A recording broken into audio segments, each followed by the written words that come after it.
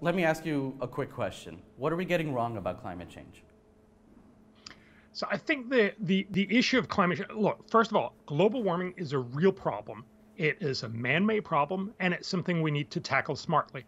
But I think in many ways, we're incredibly worried about the impacts of global warming, and we often get it wrong in that way. So, if you go out to some of those youth demonstrations that we used to have before COVID, there was a lot of kids holding up signs that would say, "You'll die of old age, but I will die of climate change." Right. The sense is that while it used to be a small problem, this is really a potential extinguisher of civilization. This is something that could really kill us all. In the U.S. Presidential election, it's become commonplace to say that global warming is an existential threat. There was a survey last year that showed that across the world, 49%, so almost half the world's population, believe that it's likely global warming will lead to the extinction of the human race. So global warming has gone from this is a problem to this is kind of the end of the world. And that's not just wrong, and I'm sure we'll get into that as we talk through it, but it also makes us make really bad decisions. If I can just show you, so they told me only a few slides, I'm a data-driven guy. So, yes, okay, so I understand you do have something prepared. Yes, let me just show you one data slide of how many people die from all kinds of climate-related deaths, of floods, drought, storms, wild, and extreme temperatures. So if you listen to sort of the standard argument, you would actually imagine that over time this has gotten worse and worse. But actually, as you can see, and I wanted to reveal that, but it's already there, basically since the 1920s, and this is a database based in the international database in Brussels, it's the best data that we have. What we've seen is the average death count in the 1920s was almost 500,000 people every year. Today, that number is down to about 20,000 people per year dying from all these climate-related deaths. So over the last 100 years, deaths have declined 95%. At the same time, we've become, 4 times as many people. So overall, the impact on a human level is your risk has declined by 99%.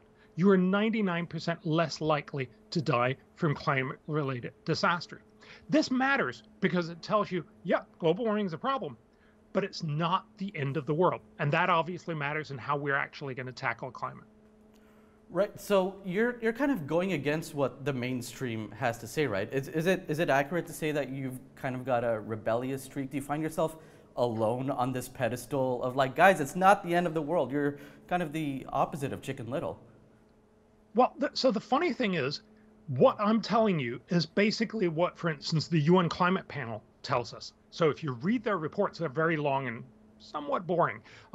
You get the same information. They tell us that many of the things that you typically hear in the media, hurricanes are just going to get totally out of control. We're just going to get many more floods, many more droughts, all this stuff. There's a little truth to it, but there's a lot of incorrect argumentation out there. So for instance, both on hurricanes, but certainly for instance, floods, the UN Climate Panel actually can't tell us if there is more or fewer floods. In the future, they expect that we're going to see things getting worse. And that's, of course, why we should be concerned about global warming. But it's also important to get a sense of proportion of this worse. For instance, if you look at hurricanes, which is the world's biggest and most costly climate disasters, there's lots of models that have been done around this. Right now, hurricanes are terrible for the people who are hit by hurricanes. But globally, the total cost, the net impact of all the damage that hurricanes do is about 0.04% of GDP. So first of all, it's not the end of the world kind of number. But also, if you look ahead, even when you assume that we're going to see more ferocious hurricanes, which we probably will because of global warming, the same models also estimate that because we become richer and therefore become more resilient, we're actually likely by the end of the century to have hurricanes not cost 0.04% as what they're doing today, but cost just 0.02% of global GDP by the end of the century. You're talking about the economic impact of hurricanes and things like that. Yes. But Yes. what do you think about the human cost? I mean, we have a population that's much higher than it was in 1920, and these hurricanes are going to continue to affect us. So what about the human impact outside of the Yes. economic impact? So it's very hard, as you saw in the graph I just showed you, we have every reason to believe that it's actually going to go down, not up. And the simple reason is when a hurricane hits a relatively rich Florida, you get a lot of damage, but you get very few dead. When the same kind of hurricane hits poor Guatemala, for instance, as it did back in 1998, it kills tens of thousands of people and it devastates the economy for years. So the simple point is, if you live under corrugated roof, if you're poor, you're going to get very, very hard hit by hurricanes. If you are wealthier, if you are more resilient, you are much less likely to get hit. So it's likely to assume, and that's certainly also what the models do, that we're still going to see very, very few people dead from hurricanes. And the main impact of hurricanes is actually going to be the devastation. And again, my point here is to say, yes, there's going to be more ferocious hurricanes. So that's why global warming is a real problem. But it's actually going to be a smaller fraction of the total GDP, simply because when we're richer, as the UN expects it will be by the end of the century, we will also be much more resilient. I think that ties us in nicely. So I want to get this right, which is why I'm looking at this. The subtitle of your book, False Alarm, is How Climate Change Panic Costs Us Trillions, Hurts the Poor, and Fails to Fix the Planet. You touched on this briefly, but I'd like you to go into a little bit of detail. But how does climate change panic hurt the poor? Well, so fundamentally, the problem with being poor is everything gives you trouble, right? It's not like it's just climate change. So a lot of people like to point out when you're poor, you're more likely to be hurt by climate change. That's absolutely true. If you're poor, if you live under corrugated roof, a hurricane is going to, be more harmful to you and your family. But that's true for almost everything that we could possibly imagine. So very clearly, if you're poor, your kids are more likely to die from easily curable infectious diseases. You're less likely to have enough food. You're more likely to have bad education, and on and on. So all the world's problems affect you worse. That's why it sucks to be poor. And so the idea here is, if we want to help people, do we help people best by cutting carbon emissions, or do we help them better by helping lifting them out of poverty? And it turns out universally, it is much better to help lifting them out of poverty. Unfortunately, much of our climate approaches are about making it harder to get out of poverty. So, fundamentally, global warming, the sort of standard approach to tackling global warming, is about trying to make the existing energy more expensive. Remember, energy is the driver, if you will, of human development. So this is why, since the Industrial Revolution, we've seen a dramatic increase in human welfare and well-being. This is why, for instance, China in just, 70 years, have basically gone from being poorer on average than the average African state was back in the 1950s, to being a middle-income country and almost a high-income country, simply because they had enormous amount of very cheap and very reliable power. If you don't have power, you're basically stuck with your own human, your muscles, maybe a drought animal, and that's about it. If you get power, you can suddenly power both agricultural machinery and eventually industrial machinery that can help lift you out of poverty.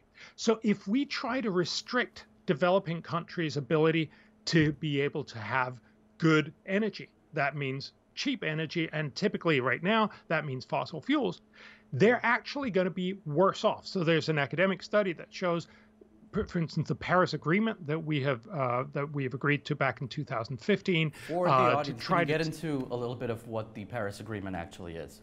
Sure. So basically, it was in 2015, almost all countries, promised that they were going to cut their carbon emissions. They also made promises that they were going to cut carbon emissions so much that we would actually stay below 2 degrees centigrade of total temperature rise.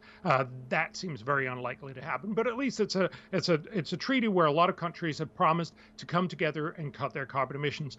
Trump and the U.S. has famously promised to take the U.S. out of the Paris Agreement.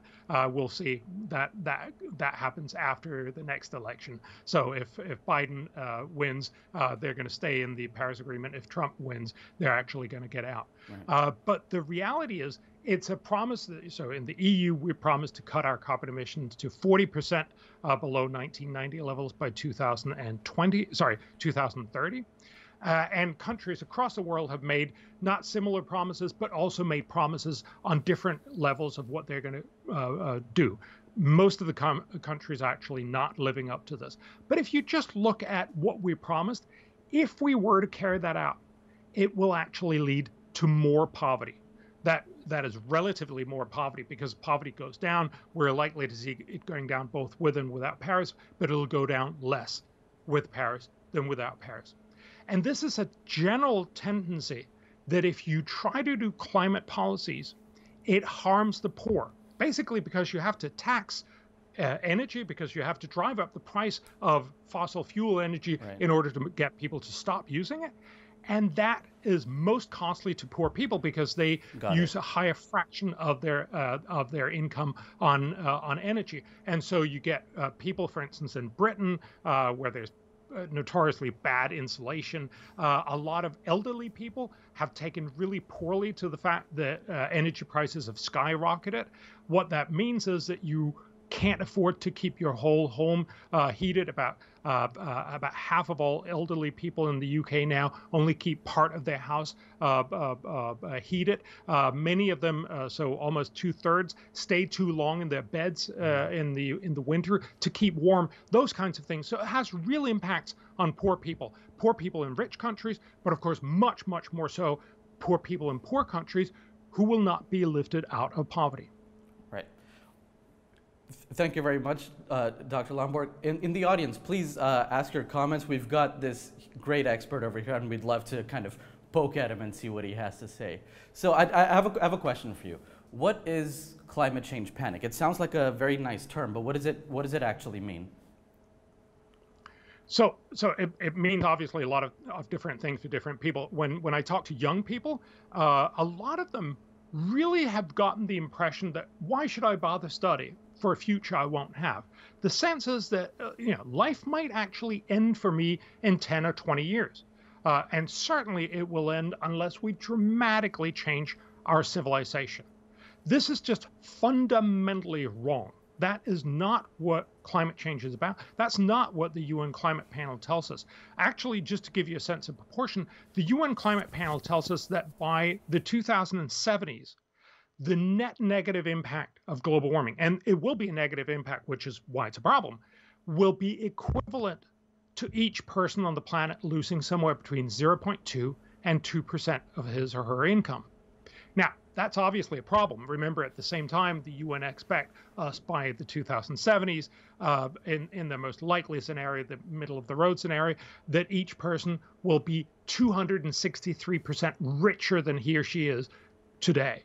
So instead of being 263% richer because of this loss, because of climate change, it will feel like we're only 256% richer. And this goes to show, yes, it's a problem that we're only 256% richer rather than 263% richer, but it's not the end of the world. So that was the answer for kids. I think in much of our common conversation, if you go to the UN Annual Assembly, has been canceled this year, also because of Corona. But when you go to the UN General Assembly, which is sort of a big hang-up for everyone on the planet to talk about all the things that really matter to people, or if you go to Davos in January, almost everyone talks about climate. Climate is the thing that we want to do something about. Climate is the thing that we care about. Climate is the place where we want to spend money. But there are many, many other problems that we care very little about. Despite COVID, the biggest infectious disease killer is still tuberculosis. And we know it kills 1.6 million people every year. And we know very well how to fix it at very, very low cost. We know that vaccinations is a great way to save children. Just to give you one example from Gavi, we can save 1 million lives, 1 million kids from not dying every year for about $1 billion.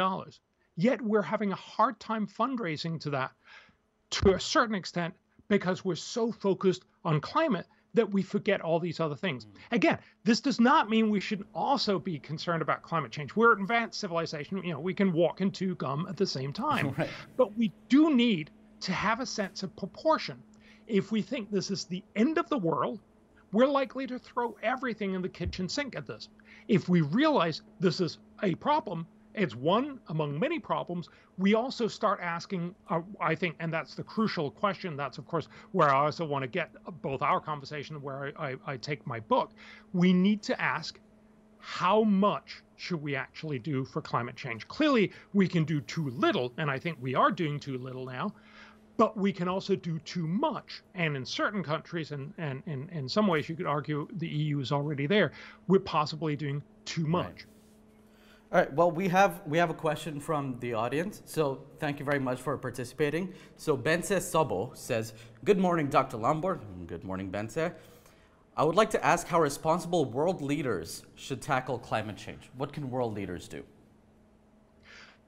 So I think there's actually two answers, or two parts of that answer. One is leaders should definitely stop talking so much and do more. We've been promising to tackle global warming for 30 years, since the Rio summit in 1992. And basically what we've seen is, since then, we've emitted just as much CO2 as all of humanity had done ever before that. So we're really not tackling climate change at all.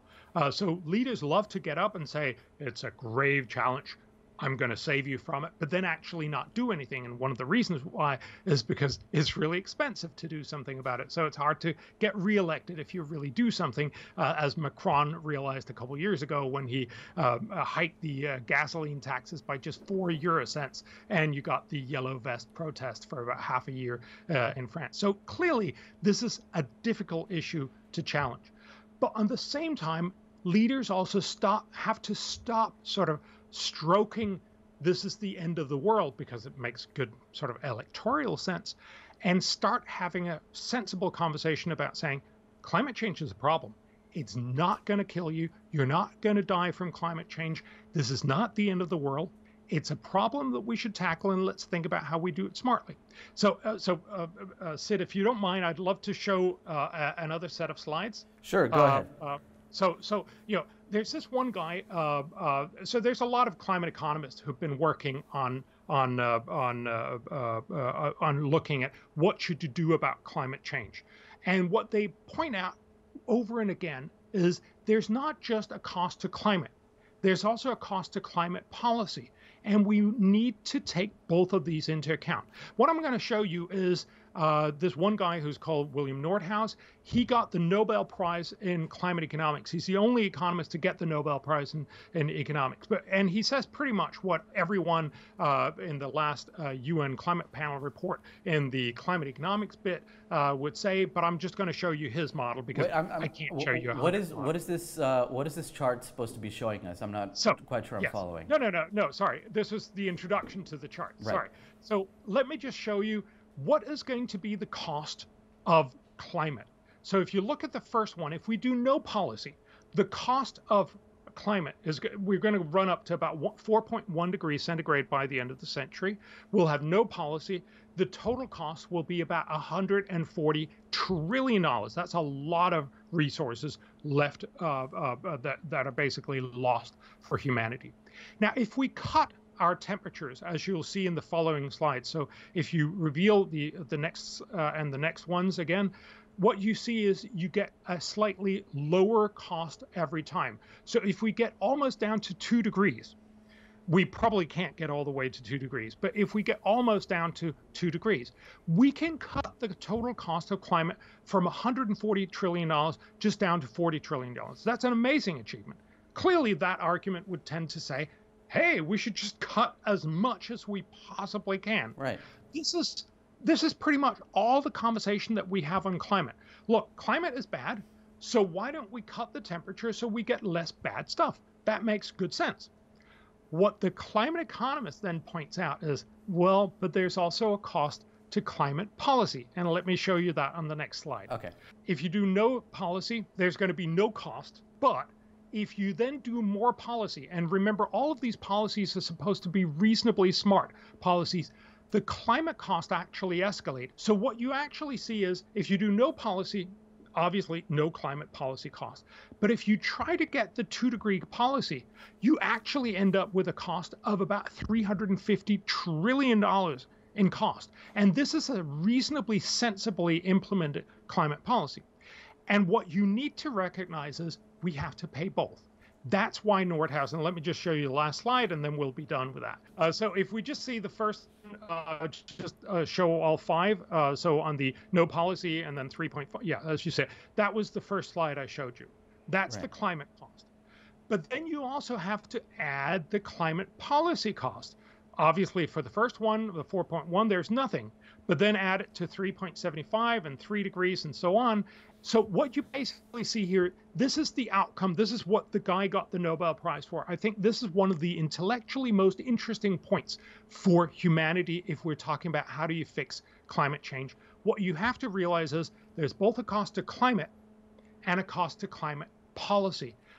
Since we have to pay both, we should look at where can we do the most good. And that turned out, as you could see, in the second bar. So we should do some for climate, but we should definitely not do too much, because if we do too much, we actually end up making humanity worse off overall. We solve more of a smaller problem, and then we actually incur more of a more expensive problem. That's a bad deal.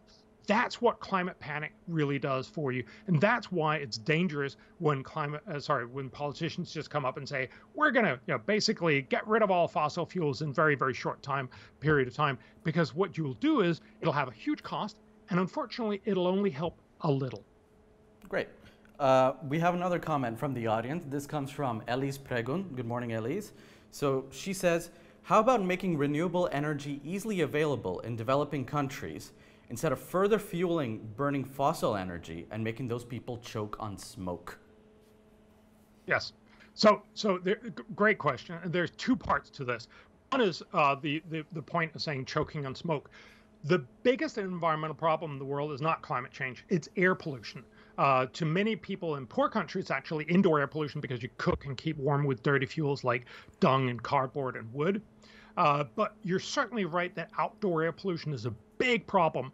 And what we should do is make sure that especially fossil fuels do not lead to an enormous amount of death from outdoor air pollution. That's mostly what we've done in rich countries, putting scrubbers and smokestacks, and of course making sure that, for instance, cars have catalytic converters, that you basically keep your environment clean. The second part, so the main part, I think, of your question was, why don't we make sure that it becomes much cheaper for developing countries to get renewable energy? We should make sure that renewable and green energy in general, so not just renewables, it could also be nuclear power, it could also be carbon capture. There's lots of other ways that we could envision this. We should make sure that that becomes much, much cheaper. But we should also remember that before green energy is so cheap and at the same time a stable provider, that is, you have power 24/7, it's not a very good substitute to grid power, which is mostly powered by coal in developing countries. Why? Because if you don't know if you have power, if you only have power when the wind is blowing or when the sun is shining, you're not very well off. If you need lots of storage to back that up, the costs go up dramatically. That's why right now it's very hard to get developing countries to transition to renewables. You can do it a little bit, but you can't do it a lot, because you need persistent power, you need continuous power for your industry, you need it for your agriculture. And so one of the things we found, for instance, we did a study for Bangladesh where we looked at, they're looking at putting up more coal-fired power plants, and you should definitely make sure they don't belch out a lot of coal smoke. But what we found was that would dramatically increase the productivity of Bangladesh. So it could possibly make Bangladesh about 30% richer by 2030 if you got those coal-fired power plants. Now, it would also lead to more climate change, which would definitely be a problem. What we found was that for every $100 it would make Bangladesh richer, the climate problem would increase by 23 cents. And of course, in that sense, what it shows is it's very hard to tell Bangladeshi people, I'm sorry, you can't have $100 of development because we care too much about 23 cents of climate damage. We need to find a solution to this in the long run. And that's why innovation, and I think that's really the foundation in this question, innovation is really the key. We need to innovate green energy to become so cheap that everyone will want it, not just rich, well-meaning people in rich countries, but everyone will want it simply because it's cheaper. Well, thank you for your question, Elise. Dr. Lomborg, so you've written this book, and I understand that you outline a few points. What's the main point of your book? What's the biggest takeaway that you want our audience to have when reading it? Well, I think I've given you the main point. So, that we shouldn't be scared, witless, because that's unlikely to make good decisions. We're panicked right now. We should recognize that global warming is a real problem, but one that we need to tackle smartly. There's a real risk that because we're over-worried, we actually end up making really bad and ineffective climate policies. Then I point out that you should focus a lot more on innovation. That was what I just talked about in the last question. If you can innovate the price of green energy down below fossil fuels, we will have solved the global warming problem because everyone will switch. Everyone in China, India, and Africa, and everywhere else. So the simple point here is it's about innovation. Unfortunately, despite the fact that the world, so we worked together with Bill Gates and many others in trying to convince world leaders, and Obama actually signed a treaty on the side on a side meeting in Paris on doubling investment in green energy. Unfortunately, despite him and many other world leaders promising this, we've not seen that. And one of the very encouraging signs of Joe Biden, of course, Joe Biden has promised a lot of different things, but he's actually also promised to dramatically increase investment in green energy research and development. And that is a huge opportunity. The last bit I'll just say for my book is to remember that climate is not the only issue. We talk so much about climate. This January, when all the world leaders met in Davos at the World Economic Forum, they actually put climate on all the top positions of what really mattered for the world. And then what happened a month later was, of course, we had a global pandemic because we were so worried about climate change. You could argue that we in some way forgot to worry about pandemics and the many other blatantly simple and obvious issues that are out there. So, one of the points I made earlier is we can vaccinate kids and for $1 billion save 1 million kids. There's an enormous amount of those sorts of proposals out there that can do immense amounts of good at very low cost. Just to give you one more example, if you get food to really small kids who are very poor in the developing world, it not only is a good moral thing, you avoid kids actually starving, but it also develops their brain more so that when they come to school, they learn more. And when they then become adults, they are much more productive and will help pull their entire societies out of poverty. We know that every dollar you spend on, for instance, getting food to small kids will give back about $45 of social benefits. If we can realize climate change is one of the many problems we need to fix in the 21st century, we'll also have much more time and attention span to realize there are lots of other problems out there with lots of great ideas and lots of good solutions, as I'm sure you're going to see the next 3 days here in Brain Bar. And that, of course, is what we really need to recognize. The future is not just about one thing. Climate change is a problem.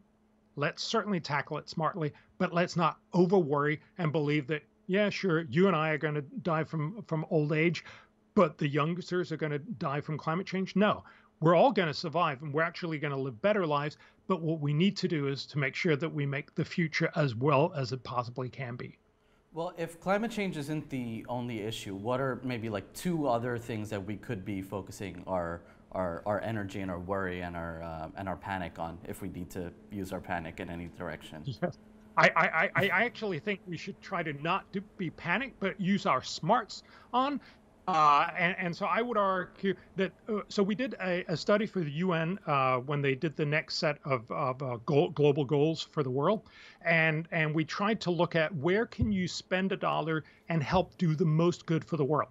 And the two top things we found are things that you often don't think all that much about. So the two places where you can do the very most good is, one, contraception for women, so basically family planning. There's about 215 million women out there that still don't have access to family planning. That means that they're more likely to get pregnant, especially pregnant at a time when they don't want to become pregnant. That both make them more likely to die in childbirth, it makes their kids more likely to die, and it makes their societies less likely to grow, simply because when you have fewer kids, you can concentrate your attention and your investment in each one of them more. So what we found was that for every dollar you spend on getting contraception to women, you can do $120 of social good for the world. That's a great investment. The other one is one that we've almost stopped talking about, in part because of Donald Trump, but I think also because we've just been focused on so many other things. It's free trade. If you think about what really makes us rich, one of the main reasons is that of all the things I have in my world, I don't know how to do most of them. I have other people, other smart people do almost all of the stuff for me, and then I do something else. I'm not sure I give all that much value back, but hey, I'm an academic. I think I'll say that. Yes, I'm certainly hoping. So the idea here is we all specialize and do what we're best at. That drives global development. That's what has gotten us rich. And we know that if we could get more free trade, we could make the world much, much richer. So if you remember, we actually had something called the Doha Round. It was the idea of the next global trade deal for the world. It's been languishing for almost 20 years. We haven't done it. Had we done it, we estimate that you could make every person in the world, especially in the poor world, about $1,000 richer per person per year in 2030. This is possibly the best thing we could do for humanity, yet we're not doing it because we have become so obsessed with putting up blocks and saying, no, you can't trade with us, and we want all these regulations and stuff, and that really hurts, right, especially the world's poor. So those two things are things that, of course, have nothing to do with climate change, but everything to do with human development. And if we can sort of throttle back a little bit on the climate alarm, realize it's a problem, not the end of the world, we can actually start having a sensible conversation about all these other things that also matter. Good. Okay. We have another audience question. So Jofi Niri, good morning, Jofi. She says, good morning, everyone. Hi, Jofi. My question is about individual impact. What do you think has the bigger power, individual decisions and lifestyle, or institutional changes? So it's hands down institutional changes. So I actually have a chapter in my book that says, you can't fix climate change. There's a famous advisor to the UK climate department who said, we have this idea that every little bit counts. But he says, if everyone does a little, we'll achieve a little. So I'm vegetarian for ethical reasons. I don't want to kill animals. But a lot of people become vegetarians because they want to cut carbon emissions from meat. And that's a good idea, but you got to get a sense of proportion. So a lot of people will tell you, oh, you can cut 30, 50% of your emissions. But what they don't tell you is that's of your food emissions, which is only a small part of your total emissions. Realistically, if you look at the meta studies that have been done, you can probably cut about 4% of your emissions. And what you have to remember is because it's cheaper to be vegetarian, you'll have more money left over. You will spend that money on other things that will also emit emissions and hence reduce some of your reductions. Overall, we estimate you will probably reduce your emissions about 2%. Now, that's still nice. Please, by all means, do that. But just have a sense of proportion. You could have avoided the same amount of emissions by buying on the European emission trading system for about 20 euros. So every year what you do is worth 20 euros. If you think that you'd like to contribute that to the world, that's great. But please don't do it because you think you're sort of saving the world. You're at best doing a very tiny bit. If we're going to fix climate change, we need institutional change, not individual change. So if the answer really isn't institutional changes, what can the average person do apart from vote for the right people? Because what we see around the world, climate isn't really a super top priority for a lot of world leaders. I mean, we talk about Donald Trump talking about leaving the Paris Agreement and things like that. So what can people do to affect institutional change if it's not voting for the right people? Yeah. I would, it's so much more fun to be able to say, buy this light bulb and you've solved climate change. I would love that there was a simple way to answer that question. I don't think there is. I think it is about making sure that our leaders think more smartly about this. But of course, one of the problems with leaders is that they like to make showy things that look like they really care. So look at one of the most ineffective things that you can do for climate change is subsidizing electric cars. Each electric car, this is the International Energy Agency, will over its lifetime cut about 10 tons of CO2. That's equivalent to about 300 euros. Yet we typically give away subsidies in the order of 6,000 to 10,000 euros. So we give it away 20 times more in subsidies than the carbon emission reductions are worth. That's just because it looks good to say, I'm all for electric cars. Well, look, electric cars are a great idea. They'll eventually take over the world, but it's not a good way to spend money. And if you vote for those politicians, you're actually voting for policies that'll just do a little good at fairly high cost. So you got to focus on saying, instead of applauding politicians that tell you it's the end of the world and we're going to do everything about it, what you should do is get politicians who will say, look, climate change is one problem. I am going to try to fix it smartly by having a global carbon tax, or try to get a global carbon tax to dramatically increase investment in innovation like Joe Biden is promising. But I'm also going to remember that there are many other problems. That's a hard breed of politicians, and I'm not sure I know all that many politicians being out there promising that. But that's what we need to ask for. Great. We have one last audience question before we let you go, Dr. Lomborg. So Luca Boros, good morning, Luca. She says, what about the environment and extincting species? They're not getting richer to tackle with the climate change. If the umbrella species disappeared, the whole ecosystem could collapse, and it seems a little selfish to ignore it, not to mention the horrible consequences. So, extinction of species.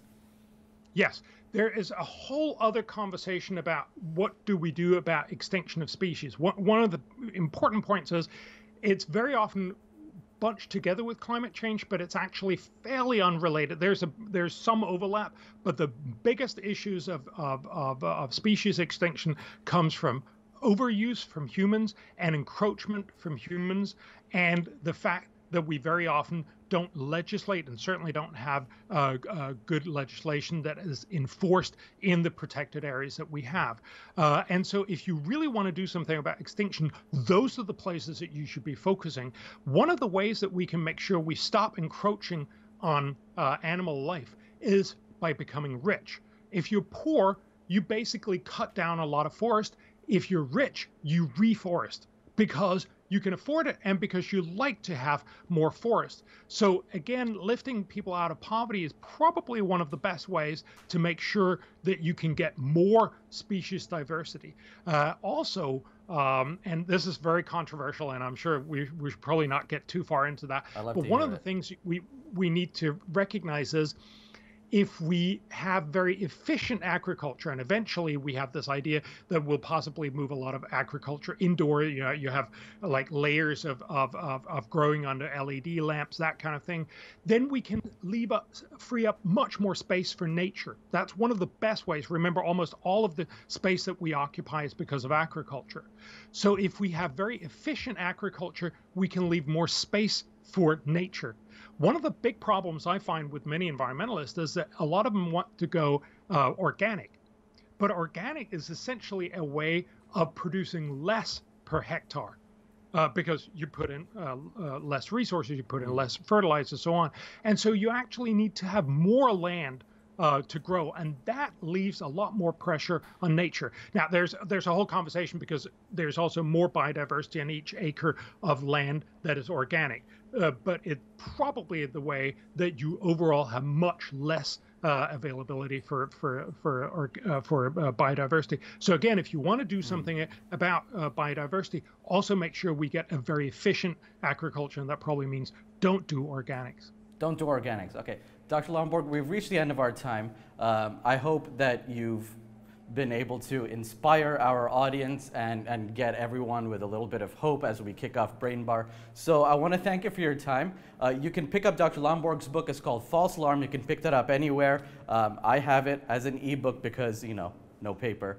Anyway, Dr. Lomborg, thank you so much for your time.